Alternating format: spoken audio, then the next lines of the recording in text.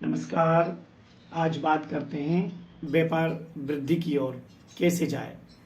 तो व्यापार जीवन में हम लोग करते हैं।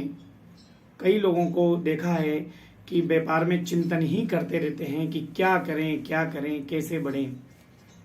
हमारे जीवन में धन का अभाव रहता है। जीवन में हम व्यापार बिजनेस का विचार ही बनाते रहते हैं। व्यापार बिजनेस चलने के लिए तमाम उपाय करते हैं, किंतु व्यापार नहीं चल पाता है।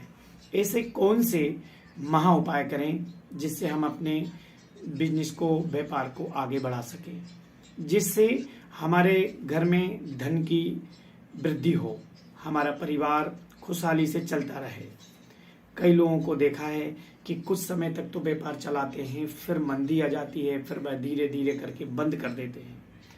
कई लोगों को पता ही नहीं कि हमें बिजनेस करना भी चाहिए कि नहीं करना चाहिए, और कई लोगों को तो ये जानकारी ही नहीं कि हमें बिजनेस कौन सा सूट करेगा। करना कुछ चाहिए, कर कुछ रहे हैं। तो सबसे पहले इस चीज का भाई विशेष ध्यान दें अपने जीवन में कि हमें बिजनेस किस चीज का करना चाहिए। ये कौन बताएगा? तो अच्छा एस्ट्रोलॉजर बताएगा। आपके 10वें घर में कौन सी राशि है, व्यापार बिजनेस कौन सा सूट करेगा, ये आप अपनी जन्म कुंडली में दिखाकर ही करें। उसके बाद में अगर पहले से व्यापार है और पहले से अच्छा चल रहा है, पर मंदी आ गई है, कर्जा हो रहा है, ग्राहक टिक नहीं पाते हैं, चले जाते हैं तो वापस नहीं आ पाते हैं, हमारा स्टाफ भी ठीक से नहीं रह पाता है, हमारे जीवन में जितना भी धन कमा रहे हैं सब उसी व्यापार में, बिजनेस में लग रहा है, तो वह सब चीजें, समस्याओं को कैसा समाधान करा जाए, आज उसके बारे में चर्चा करेंगे।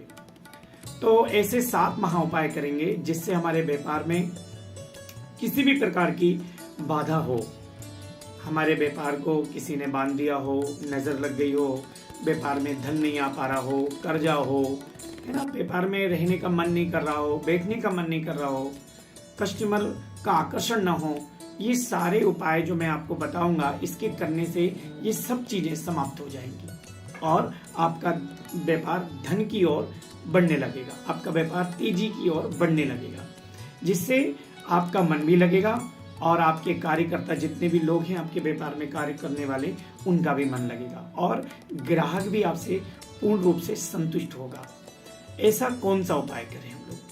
सर्वप्रथम आप अपनी जहां बैठते हैं उस गल्ले में, जहां से कस्टमर आ रहा है, जो स्टोर रूम है, उसका अच्छी तरह से वास्तु से परीक्षण करा लें, वास्तुकार से, कि हम कहीं गलत तो नहीं है, हमारा गल्ला तो गलत नहीं है, कि पता लगा गल्ला भर ही नहीं पा रहा है, खाली हो जा रहा है, और जो भरा भी रहा है तो वो हमारे व्यवसाय में लग जा रहा है, हम पेमेंट देने में ही लग जाते हैं लोगों की, में हमारे लिए कुछ बचता ही नहीं है। फिर कई लोग विचार करते हैं इसको छोड़ के कुछ और बिजनेस करें, या कई लोगों को मैंने देखा है व्यापार बिजनेस खूब अच्छी तरक्की करते हैं, आगे बढ़ते हैं और कुछ समय बाद दूसरों के साथ नौकरी, बिजनेस पार्टनर करने लगते हैं, फिर वो रियल एस्टेट में जाएंगे, दुनिया भर के अलग अलग व्यापार बिजनेस में चले जाते हैं। तो सर्वप्रथम हमको अपने बिजनेस को वृद्धि की ओर कैसे लेके जाए, हमने बिजनेस को बढ़ाएं कैसे, उसके ऊपर बात करते हैं। तो सर्वप्रथम हमको जब भी हम व्यापार बिजनेस करें तो सर्वप्रथम आप व्यापार में जाते हैं, दुकान खोलते हैं तो प्रणाम करना चाहिए, क्योंकि कि आपने देखा ही है, सुना ही होगा कि जो ग्राहक होता है वो देवता तुल्य होता है हमारे।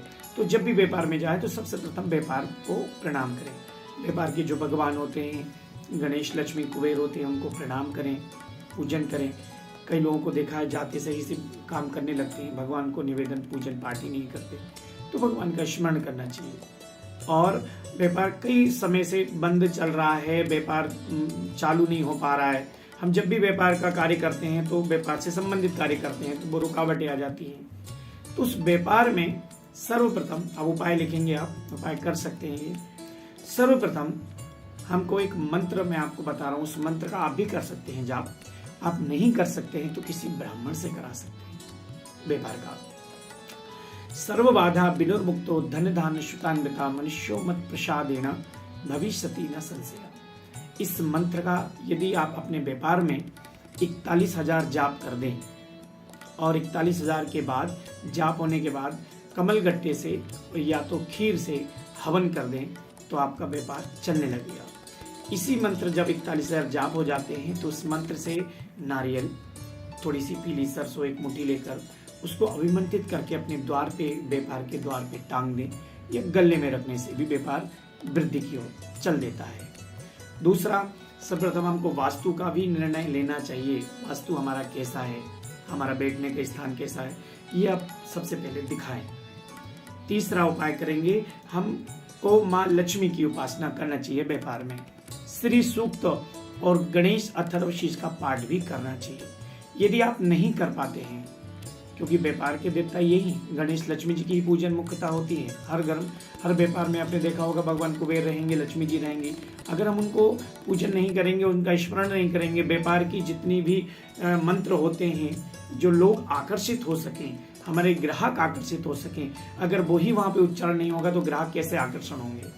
सामान देखने से तो थोड़ा बहुत ही होंगे, भाई आपकी दुकान अच्छे से भरी हुई है देखेंगे, पर कुछ समय बाद जब दुकान में वो सामान पुराना हो जाएगा या कम हो जाएगा तो लोग आकर्षण नहीं होगा, वो वापस चले जाएंगे।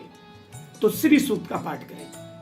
श्री सूक्त का पाठ नित्य करने से हमको व्यापार की वृद्धि होती है। कुछ लोग देखा होगा आपने दिवाली के दिन ये रूप मुख्य रूप से करवाते हैं, तो आपको तो नित्य ही करना चाहिए। इस उपाय करने से भी आपके लाभ मिलता है। और तीसरा उपाय अपन करेंगे मंगलवार के दिन। मंगलवार के दिन व्यापार से संबंधित कर्जा ना लें। व्यापार के लिए कभी देखा होगा आपने, व्यापार खाली हो गया तो किसी से उधार लेकर हम अपने सामान को डाल रहे हैं व्यापार में, तो मंगलवार के दिन विशेष रूप से नहीं लेना है। ना कर्जा लेना है ना कर्जा देना है। यदि आप व्यापार से संबंधित कार्य कर सकते हैं, जैसे कि कोई सामान लेन देन कर रहे हैं, वो आप कर सकते हैं, उसमें कोई मन नहीं है। पर यदि आपका सामान लेने के लिए आप उधार पैसा मांग रहे हो, तब व्यापार में सामान डाल रहे हैं, तो आपका व्यापार हमेशा नीचे की ओर जाएगा, वृद्धि क्रम में नहीं जाएगा। आपका व्यापार कम हो जाएगा, आपके ग्राहक कम हो जाएंगे। मंगलवार के दिन आपका व्यापार बिजनेस कमजोर हो जाएगा यदि आप ऐसा करेंगे। तो मंगलवार दिन बिल्कुल लेन देन नहीं करना है।